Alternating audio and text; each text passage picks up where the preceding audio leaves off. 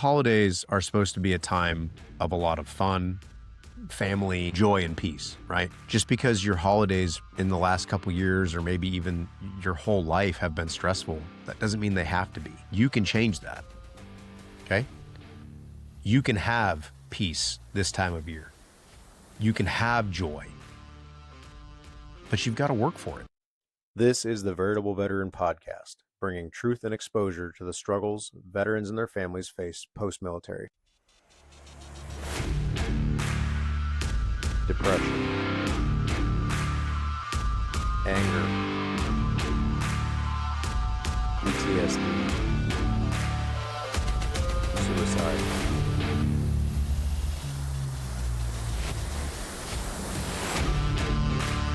Who am I? What do I do now?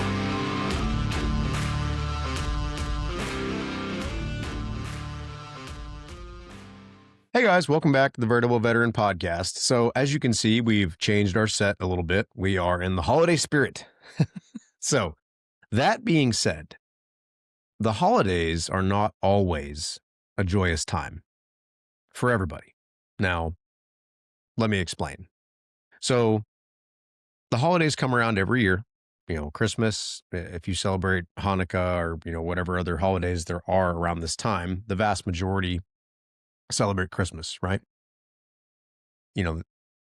Christmas trees, lights, decorations. And I mean, there's so many events. There's family reunions, there's office parties, there's, school plays, school musicals, concerts, recitals, all this stuff, right? The holidays are supposed to be a time of peace and joy, right? That's, a lot of the songs we sing, talk about peace and joy.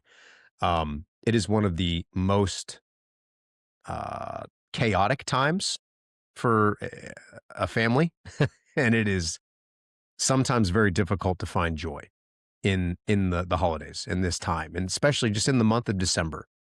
It feels like once you get past Thanksgiving, the pedal is on the floor and doesn't stop until you get past Christmas and usually past New Year's. And then it really starts to slow down. And I hope I'm not the only one that I will usually have a almost like a physical crash where I'm just like exhausted, and then we'll get past New Year's, and then I'm just like, and I just kind of like, I just crash and I'm exhausted. And I finally kind of, the adrenaline, the high, goes, and I just kind of, and then I just crash for a couple days and I'm really tired. So why is that though? Like, why is it stressful? Well, I've been doing some reading, and I think there's several reasons that it's stressful. And unfortunately, we've kind of done it to ourselves, right? So why is this time stressful? Well, we have all these expectations. We have family expectations. We have financial expectations.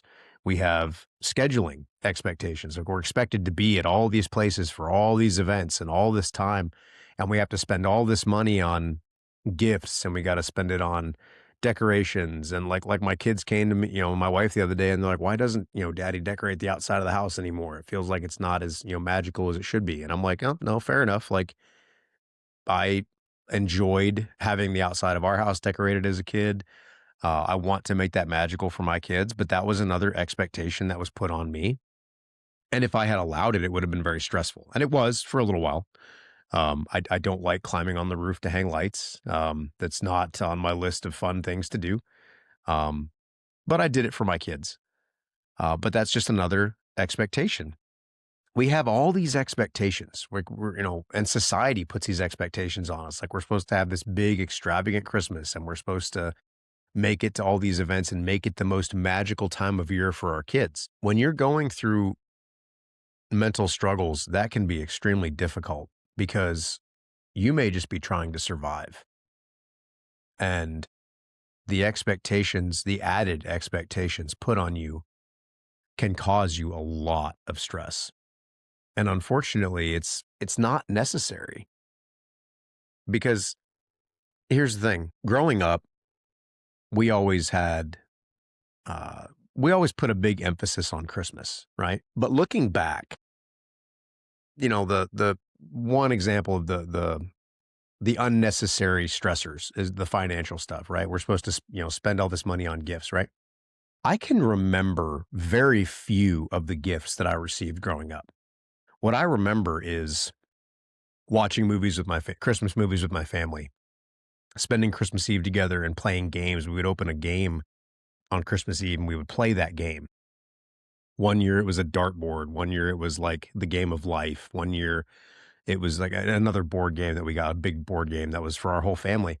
And we would play those games Christmas Eve, and then we would get up on Christmas morning and we would open our stockings. And our stockings were always so much fun because my dad would hide them and we'd have to find them using, a series of clues that he would leave for us, and we'd have to go find them. Do I remember what was in the stockings? No. I remember there was usually some candy, some small gifts, and then usually some drinks. Some soda, because we didn't get a whole ton of soda, so we would get soda around Christmas. It wasn't the gifts though; it was the memories. It was the the waking up early and the going downstairs and seeing the Christmas tree and opening my stocking on the couch, and then usually falling asleep because I was up at 3 or 4 in the morning opening my stocking, and nobody else got up until 6 or 7, so I had a couple hours to crash on the couch. The point is, like, I don't remember the gifts. It was more about who was there and what we were doing than what we were getting, right? So, and I'll get into this a little bit later when we start talking about lowering expectations, but a lot of this stress is stuff that we put on ourselves that we don't need to worry about. We don't need to stress. My question to you before we get into the expectations and lowering them and managing them, how do you react during this time of year? Okay.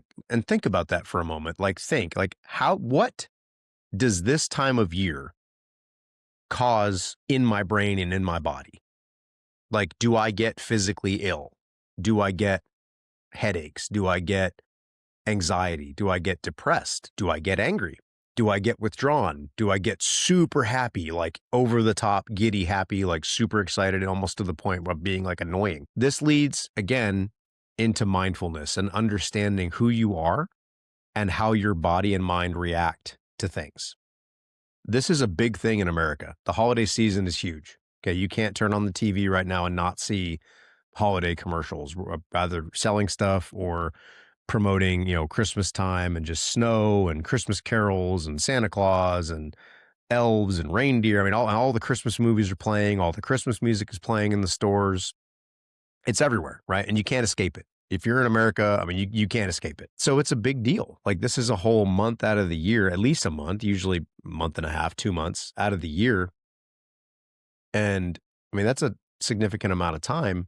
And if this is really negatively affecting you, we need to figure out what to do to try and fix that and how to cope with it, right? So I'll tell you a little bit about how I react this time of year. Like I said, growing up, we always had Christmas was a big deal at my house. We loved Christmas, loved it. I grew up in Pennsylvania. We grew up on right near Lake Erie, so we usually had snow. We always got the lake effect snow, which is, if you understand anything about that, we would get feet of snow in a single night. So living in Oklahoma is a big switch from living in Pennsylvania, right? We don't get snow here in Oklahoma. We get ice. We'll occasionally get a little bit of snow, and then it's gone 2 days later. In Pennsylvania, starting in November, it started snowing, and the road was like hard pack ice until like March.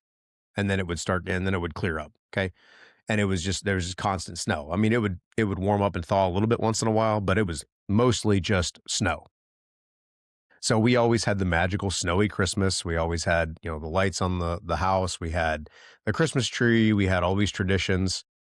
And it was always a really big high for me. I loved it. I absolutely loved Christmas as a kid. It was my favorite time of year.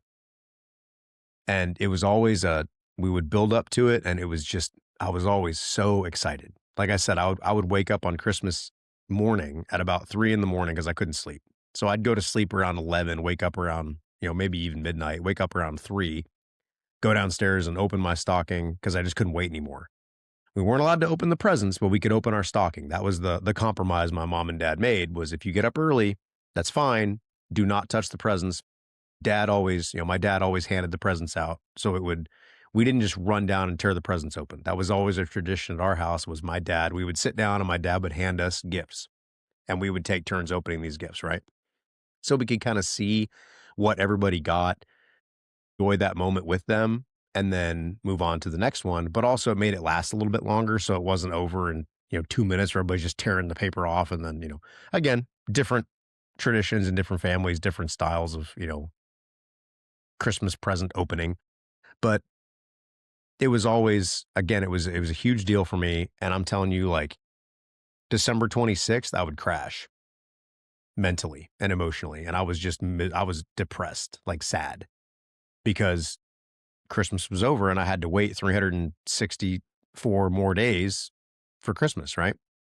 So, I mean, New Year's was always okay because like we had a family reunion we used to do at New Year's, so it was like a second Christmas, and I would get a little bit more excited, and then as soon as that was over, it was like just in the toilet, like emotionally, right?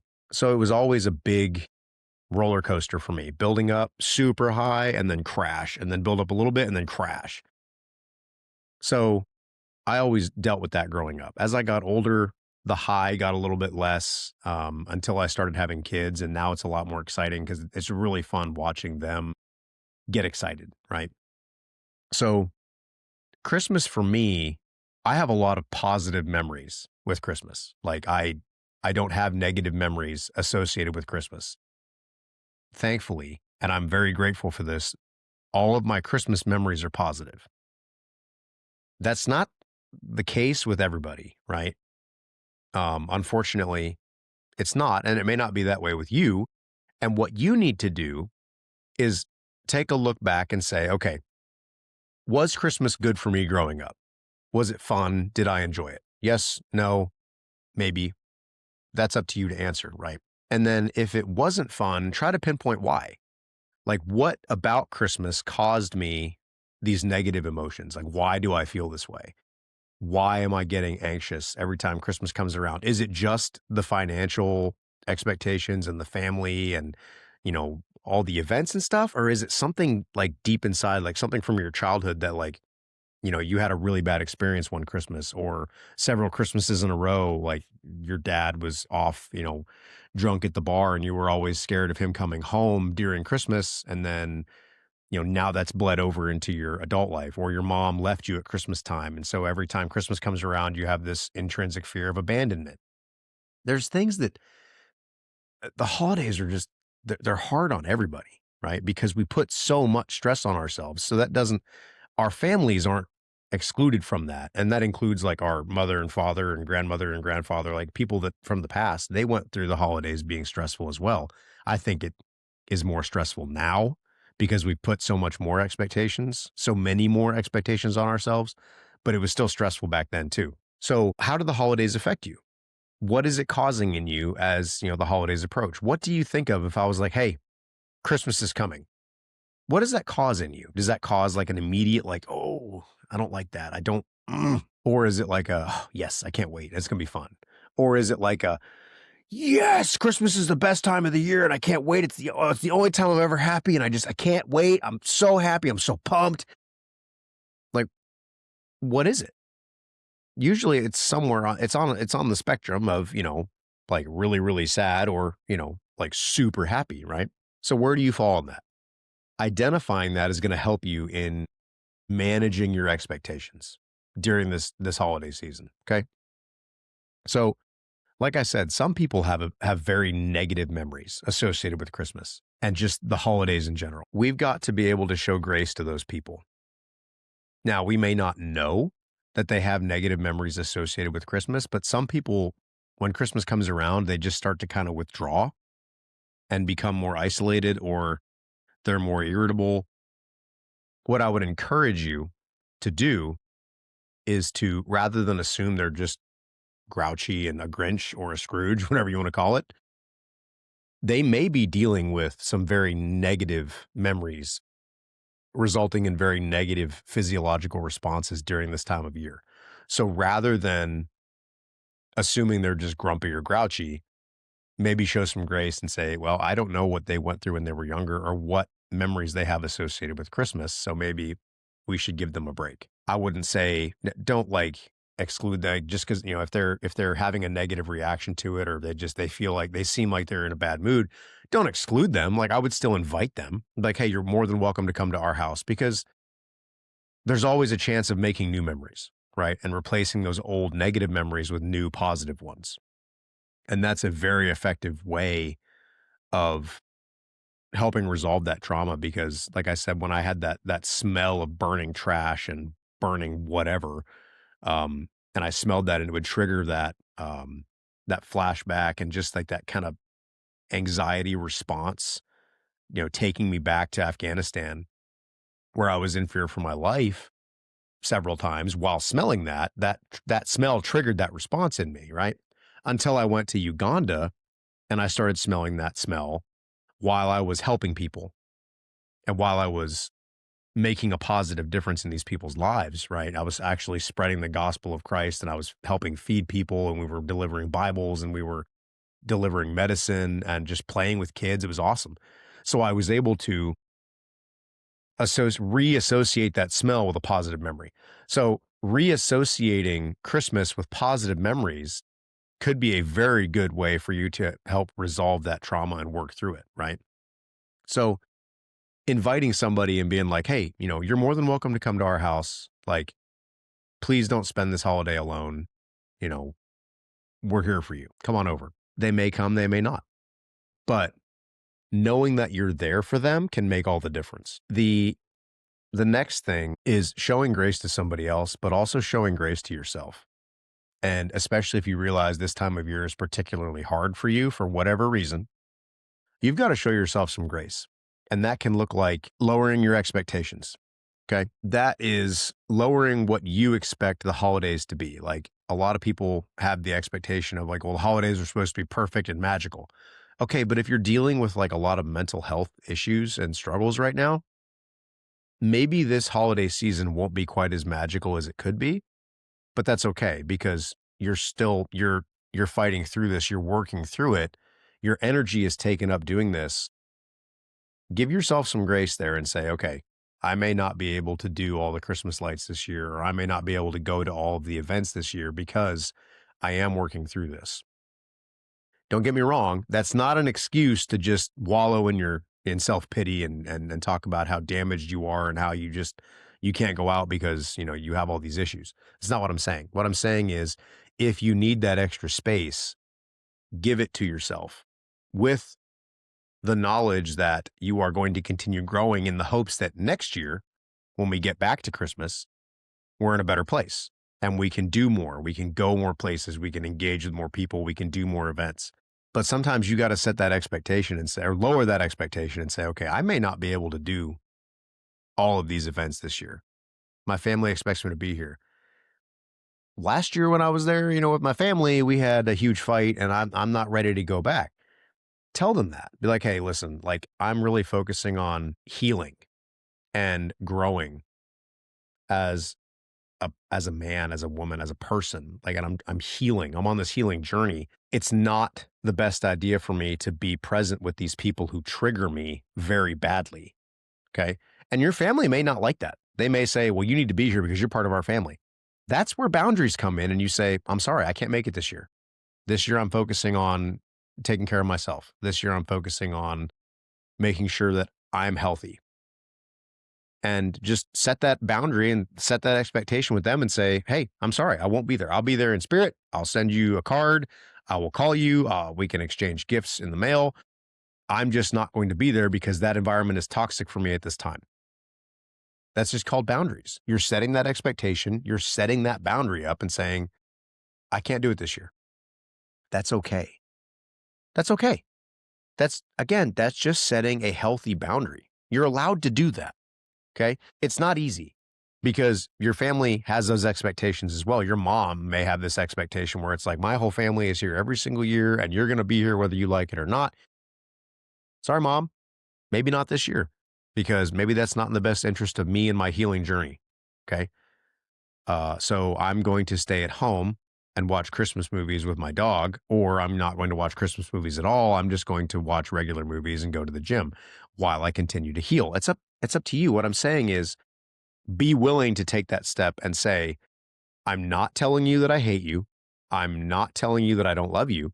I'm simply saying this is not in the best interest of my healing journey and my mental health, and I need to take a step back this year. So giving yourself grace, setting boundaries, lowering the expectations. The holidays don't have to be perfect. Stop setting yourself up for failure by setting these expectations that are unachievable. Okay. If you set up the Christmas tree and that took everything you had, all right, you got the Christmas tree set up. If you got the Christmas tree set up and you're like, I got a little bit of energy left, I may put up some Christmas lights. Cool, do it. Don't push yourself to the point of breaking for a holiday. You're going to have plenty more. It's every year. It happens every year. It happens every year. You don't need to stress yourself out to the point of, killing yourself to make this holiday happen. You don't need to do that. Stop putting these unrealistic expectations on yourself. You're only hurting yourself. Okay. Another thing you need to focus on, showing grace to yourself, showing grace to others, setting boundaries with your family and with yourself. Another thing with boundaries before I move on to the other thing that I'm going to say, financial boundaries. Okay. My wife and I love to buy gifts for our kids. We love to buy Christmas presents. I love watching the kids open presents. I am very bad about this. I will buy way too many Christmas presents and then I will regret spending that much money later. I have to set myself financial boundaries and say, we are not going to spend more than this, or we're not going to get more gifts than this number of gifts. And I asked my wife, she'll be on here next episode. We're going to talk about last Christmas and how this Christmas is different. You can ask, she'll tell you, like, I love giving gifts and I will give too many sometimes and I will spoil my kids. And then that's not necessarily a good thing. So financial boundaries. That way you don't stress yourself out, because again, I've stressed myself out unnecessarily because I will be like, hey, I'm going to get, I got 5 gifts, right, for the kids. I've got, something they really need, something they really want. I got a book and I got, a couple other toys they wanted, right, depending on how old they are. And then as we get closer to Christmas, I see this. I'm like, oh, I'll grab this. But if I grab this for this kid, I got to get one for every other kid. Okay, well, I'll do that. Oh, but what about this too? They said they wanted this. And then I get that. And then I get that. And then I get that. And then I get that. And then I get that. And then I look at my bank account and I'm like, oh, I spent too much money. And then I'm stressed, right? And then I'm like, great. Like, now I don't have enough money or I have enough money, but just enough to cover the bills, right? And we're going to be, stressed for the next month or two because we don't have enough money to cover our expenses or to have in case of an emergency. So it's adding stress, right? Setting the financial boundary is a big one, especially for me personally. So, and I know that's from what I've talked to enough people, there's a lot of people that struggle with that as well, because they want to make it as magical and fun for their kids as possible. But I'm telling you, you don't need to buy more gifts to make it magical. You do not need to spend a bunch of money to make it magical. They will remember the memories of the things that you do and who's there more than what they got. I promise you, promise you that they will not remember that little Lego set you got them 20 years from now. And they might, but if you didn't get them that Lego set, is it going to change much? No. But if you're not there for them, they're going to remember that. That Lego set, not receiving that Lego set or that truck or that puppet or that, video game headset or that video game isn't going to necessarily cause trauma, but you not being there really could. So again, priorities. Okay. You're setting priorities, being there, making sure that you're present for your family where you need to be in a healthy place. You don't necessarily need to overextend yourself, right? Be present where you can, especially this. And this really comes down to like immediate family. Like if you have an immediate family, like if you're married and you have kids, wife and kids, or a husband and kids, you need to be there for that family. Okay. You can't just disappear from them. You may need to limit what you can and can't do because you're working through things and you're setting boundaries and you're like, I'm not going to be able to do all of this. I'm not going to be able to decorate all of this. I'm not going to be able to purchase all of these things. We're not going to be able to go to all of these events. But prioritize those events that are important to your family. If you have extended family, like your mom, dad, sisters, brothers, cousins, aunts, uncles, grandparents, whatever, I'm not telling you to like not prioritize them. All I'm saying is they take less precedence than your immediate family. And sometimes that's where a lot more of the stressors come from. So that may be where you can kind of look. You ever heard the term like juggling glass balls? Like which you've got like you're juggling 10 balls, right? And 4 of them are glass. And if you can't drop those ones because if you drop them, they're going to shatter, right? Your immediate family and your kids and your spouse are glass balls. The other ones are like rubber. You can drop them and pick them up later. Don't drop the glass balls. It's priorities. So make sure you prioritize which balls you continue to juggle, okay, during the holiday season. The important ones. Your immediate family, kids, spouse, other things can get put to the wayside. You don't have to do everything. You don't have to go to every event. Setting these boundaries up and prioritizing what's important and what isn't. So we got through the expectations. We got through the setting boundaries. If you're on medication, stay on your meds. Remember to take your medication. It's hard when you have days off. A lot of people have time off over the holidays. It's hard to remember because you're outside your normal routine. Okay. Stay on your meds if you're taking meds. If you're not taking meds, but you have a routine that helps you, stay on your routine. Do not let the holidays interrupt your routine. It's inevitable that it's going to get interrupted to an extent because you're outside of the routine because you have days off. It's really important that you try to stay as close to that routine as possible. Stay in it because that is what's helping you stay strong mentally. And I struggle with this a lot because around the holidays, and I know I'm not the only one, but I'll use me as an example. Food. There's a lot of junk food around the holidays. We all know this. I don't drink anymore. Drinking used to be a problem around the holidays for me because there was just a plethora of alcohol. Okay. So I would indulge too much in that. And then I would eat too much junk food. And then I wasn't going to the gym or running because it was cold outside and I had too many things going on. So I was gaining weight. And then I was just feeling like crap. My gut was all messed up. My mind was all messed up. And I just felt like crap. Right. So the answer is don't drink too much. Right. If you're going to eat junk food, limit your junk food intake. Make sure you're eating healthy food and make sure you're staying active, right? If you can't stay as active as you want, cut back on the junk food, right? So again, you've got to and this whole podcast episode comes down to understanding what happens during the holiday season and planning for it. You're taking into account all of the things that you need to take into account for you and your family, right? Not anybody else. Don't worry about anybody else. It's about you and your family. Okay. So planning, it starts with mindfulness. You stop and think, how does this season affect me? Okay. I got that figured out. It makes me really anxious. Why? Well, I have some stuff from when I was a kid, but also I just like all the financial stuff, all the recitals and events and concerts and light shows and, just on and on and on and on. And the shopping, too many crowds. Like there's just, okay, fine. So what are your priorities? Okay. Your daughter has a dance recital. Okay. Okay. We got to go to the dance recital. She's worked hard on this all year. I'm not going to miss that, right? We're not going to miss that. Daughter's important. We're going to do that.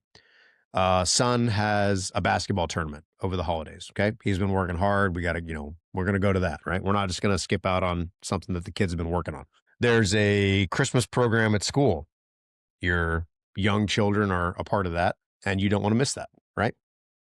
So you're going to go to that. So now you've got a recital. There's going to be a bunch of people there, maybe some people you don't like. Maybe it's in a place that makes you uncomfortable, but it's important to your daughter and you need to go. Plus your wife's going to be really mad if you don't show up. Excuse me. So know when it is and know what your expectations are. So it's on a Saturday, right? Okay, Saturday. And understand, so it doesn't catch you off guard, right? You don't wake up Saturday morning and your wife's like, hey, what are you wearing to the recital tonight? And you're like, what recital? I'm watching college football today. And it's like, yeah, cool. Except we have a recital tonight. And then your whole mind is just like, because, everything just got a wrench thrown in it. So planning, knowing when this is and knowing what to expect. I know when I get there, there's going to be a bunch of people there and I need to be cognizant of that. So I understand I don't like crowds. Okay. Well, guess what? Sometimes we have to go to a crowd. So planning for that, visualizing yourself walking in, getting a seat, enjoying the show, walking out, maybe going out to eat afterwards, whatever, and then going home and then giving yourself time to decompress, right? You're planning out what the expectations are and how you're going to handle it. The same thing, like you got to do Christmas shopping, right? Unless you do it online, which some people do. But if you have to go out and go Christmas shopping, you're going to run into crowds. Okay. So where are you going to go? Well, we're going to go to this store and this store and this store. Okay. Plan it out. Plan it out so you know exactly where you're going, when you're trying to go, right? It's never going to go according to plan. Nothing ever does, but have a skeleton plan. That way you can adjust off of that. But then you start to understand, okay, Monday, I've got to be mentally prepared to go shopping. Tuesday, I've got to be mentally prepared for the basketball game. Wednesday, I have, nothing really going on in the evening. I'm going to kind of decompress. Thursday, we have X, Y, and Z. Friday, we have the family reunion, whatever it is. But by planning that, you can mentally prepare and focus yourself on what is expected of me. What do I need to do? What are the expectations? What boundaries do I need to set prior to going? And then execute. That way, you know what's coming, you know what's expected of you, and you have a plan of how to execute it. That way, you're not just flying around by the seat of your pants and then getting blindsided by stuff that you had no idea was coming. So visualizing yourself in those situations is very important. Like, let's say a family reunion. You've got a family reunion coming up and you know that cousin Eddie just pisses you off. Like, he is the exact polar opposite on the political spectrum and he loves to just push all of your buttons, right? You know it's going to happen. It happens every year. He's always drunk. He's always in a bad mood, or he's in whatever mood he's in. He's ready to just piss you off, right? Okay. But you make the decision to go because, it's important to your family or whatever. You know you're going to deal with him. So visualize it. Visualize it in your head. Like, I'm sitting at the table and here comes cousin Eddie. He's just running his mouth. How are you going to handle it? Are you going to yell at him? You going to scream at him? You going to get into a shouting match with him? You going to get into a physical fight with him? Or are you just going to brush him off, laugh him off, and walk away? Handling it in a positive way. That way, when it comes up, all of a sudden you're like, well, I've already gone through this in my head. Hey, what's up, cousin Eddie? I noticed you're here. Awesome. Good to see you again. All right, well, I'm out of here. And then walk away, right? Visualizing it is very important. Visualizing and setting yourself up for success. Okay. Working through the whole process or the whole schedule of events in your head. Like, okay, we're going to go to the concert. We're going to have a great time. We're going to go get ice cream afterwards. Then we're going to go home. Then we're going to go to the basketball tournament. We're going to have a great time. I'm not going to scream at the referee. No matter what happens, I'm going to be calm. I'm going to maintain my composure. And you're processing it in advance. That way, when you get there and something crazy happens, you're like, oh, nope, not going to yell at the referee. Not going to do it. I'm not going to yell at cousin Eddie this year. I'm not going to fight him again. Like last year, we got into a physical. I wanted to hit him, but we got broken up by, other cousins, right? Visualize it, work through it in your head and process it prior to getting there. So when you get there, it doesn't blindside you. Okay. That will give you mental space to handle those surprises that come out of nowhere, right? When all of a sudden you see somebody that like you really don't like and you did not think was going to be there. You've already visualized handling cousin Eddie. You've already visualized dealing with your mother-in-law. You've already visualized dealing with all the screaming kids and the overstimulation, right? You've already visualized all that. So you're okay with that. And then all of a sudden in walks John, and like John, like you do not like John, right? Your mind isn't preoccupied with dealing with cousin Eddie, dealing with your mother-in-law, dealing with the screaming kids and all the overstimulation because you've already dealt with that. Now you have the space to make sure you don't explode all over everybody because John's there, right? It gives you that flexibility. That's what you want, is the ability to sit back and go, okay, I'm handling all this. He's here. He always makes me like really mad. Haven't seen him in a long time. Probably need to make sure I keep a tight rein on myself. But if you hadn't planned and you were still dealing with the stress from, cousin Eddie and the kids, when he walked in, it would just be the last straw, the straw that breaks the camel's back, right? It's never the actual straw, the last straw. It's all the other straw on its back first. And that last little piece just pushes it over the edge, right? Planning and visualizing will give you the flexibility in your mental space to handle that stuff. Okay. So again, the holidays are stressful. We know this, right? Some people have very negative memories associated with the holidays. It happens. It's unfortunate. It sucks. Give other people grace during this time because everybody's stressed. Give yourself grace. Okay? What are the steps to giving yourself grace? Boundaries. Setting boundaries. Financial boundaries. Family boundaries. Friends boundaries. Friendly boundaries. That way you're not getting run all over by their expectations of you. Okay? Setting boundaries is like preempting their expectations of you. Okay. And then you lower the expectations you have for yourself. Right. So setting boundaries is like, okay, they have these expectations for me. I'm setting a boundary saying I'm not going to do that. Or I'm not willing to do that this year. I'm not willing to compromise that because that's going to take too much of my mental energy and my emotional energy. I'm not going to pour myself into that because I'm going to pour myself into these things, which are more important, right? Priorities. Lowering expectations for yourself is, again, lowering the expectations you place on you. The holidays don't have to be perfect. You don't have to spend all your money. Your house doesn't have to look like the Griswolds, right? It doesn't have to be decorated to the hilt, especially if that causes you a lot of stress. Take that off your plate. Priorities. If your kids are like, I really want lights all over the house, and why do they have all these blow up things? And explain it to them. They're like, listen, every one of those blow up things is expensive. It costs a lot of money. We don't have the money right now. We're not telling you that we're poor. I'm just saying we have other things we need to spend our money on. I am physically exhausted from working and trying to work through my mental health. I don't have the energy to do this right now. So I'm going to prioritize my mental health so I don't blow up on you guys when you're home over Christmas break.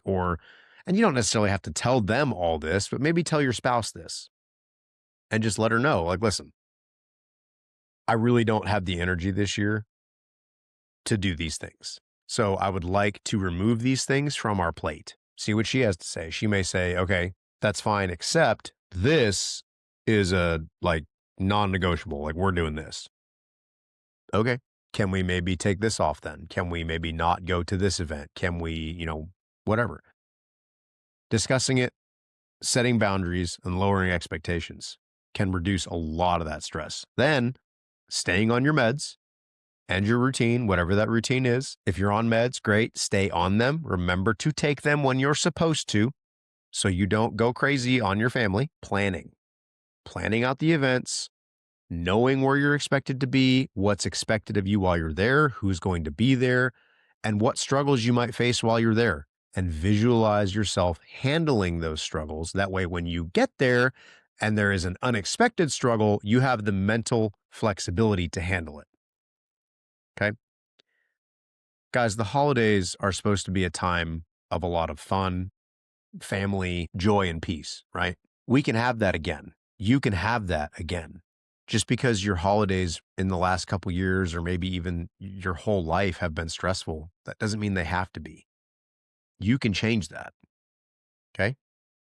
You can have peace this time of year. You can have joy, but you've got to work for it. And sometimes you got to remove certain things. Sometimes you got to remove certain people, and you've got to set boundaries and expectations, realistic expectations for yourself. Especially if you're fighting and you're really struggling to just survive. Sometimes it's just surviving is winning, right? Like, you didn't quit today. Win. Like, that's a W for the day. We're still here. We're still fighting. Just keep going. You don't have to be perfect. And just because you see all this BS on social media about all these perfect families having all these perfect holidays, it's not true. They're just as stressed as you are, if not more. And they're probably more stressed because they're trying to maintain a perfect image on social media that doesn't exist. Okay. Social media can be good to connect with family and friends, but if you find yourself just scrolling and looking at all these people's accomplishments and their perfect house and their perfect job and their perfect Christmas gifts, and oh, look, I bought my husband a car. Like, don't do that. Don't do that. Because again, you're starting to set unrealistic expectations for yourself. You're not in their shoes. You don't know that car may be financed for 7 years at $500 a month. And then it's, oh, well, thanks for the financial burden for the next 7 years. And now that's just more stress. You don't know the situation they're in. Okay. Stop comparing yourself to them. You're not them. You're not in their shoes. Just stop comparing. Focus on you and your family. Focus on getting healthier. Guys, this year has been wild in my life. And I have found, like, we're going to talk about this more with my wife, but this year's Christmas, I finally feel like Christmassy, like the joy of Christmas again. And I haven't felt that in a long time. I'm actually excited about Christmas this year. Like last year was rough, and we'll get into that more, on the next episode when Lydia's here. But it was really rough. And not just for me, for our whole family. But this year I'm feeling really good again. And guys, it's taken a lot of work. And like a perfect example, I love my dogs, right? And I know this is just an example. And I don't know why. I was talking to my wife about this yesterday. I love dogs. Okay. I have 3 dogs, and I have struggled in the past getting very angry with them when they would do things that dogs do. They pee on the floor, poop on the floor, you know, chew something up, whatever. They're dogs. That's what they do. Okay. It's like getting mad at kids for spilling their cereal. Like, it's gonna happen. Like, get over it. It's an accident. But I would find myself getting really angry with them, and then not being very, I don't know, just connected with them, which I know they're dogs. Some people are super upset that, dogs are my kids. My dogs are not my kids. My dogs are my dogs. That's my opinion. But I didn't have a very good connection with them. But in the last couple months, I've found myself just playing with the dogs, just laying on the floor and like petting them and, you know, sitting with them, and they'll crawl up in my lap, and I'll actually sit there and pet them. And, I'll walk by and I'll just grab one of them and start playing with them. And that's not normal for me. And I've found, with my kids, my one son is he's not, I don't want to say difficult. He's very strong willed. And so am I. So obviously that causes contention. I haven't lost it on him in a long time. And that's not because he's gotten easier. It's because I'm growing and I'm healing and I'm getting better at handling my emotions. I'm getting better at realizing, yeah, I'm kind of in a crummy mood today. I probably shouldn't deal with, the way the kids are fighting right now. Like, I probably shouldn't try to get too involved. I may just be like, hey, knock it off.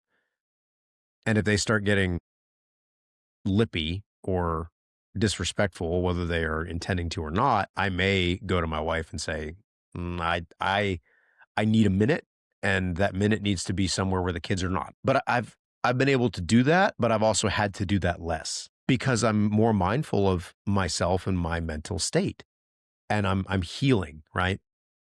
And man, it feels so good just to be able to connect with my kids again and connect with my wife, and to not feel just this existential dread of my kids coming home from school or having to deal with another fight. And it's like another fight comes up, and it's kind of like, they're kids, man. They're going to fight. Sucks. Knock it off. Like, you're not supposed to be doing that. And then the kids are not as nervous around me. They're not walking on eggshells. And, I attribute that to my relationship with God improving. My walk with God has improved, and my knowledge of myself has improved a lot, and understanding who I am and how I react to things, understanding that I deal with anxiety more than depression. I thought it was the other way around, but it's not. I've discovered that, and now I know that, and now I'm able to, and just discovering that alone has helped me so much to realize, like, no, I don't really suffer with depression as much. I do. I definitely do.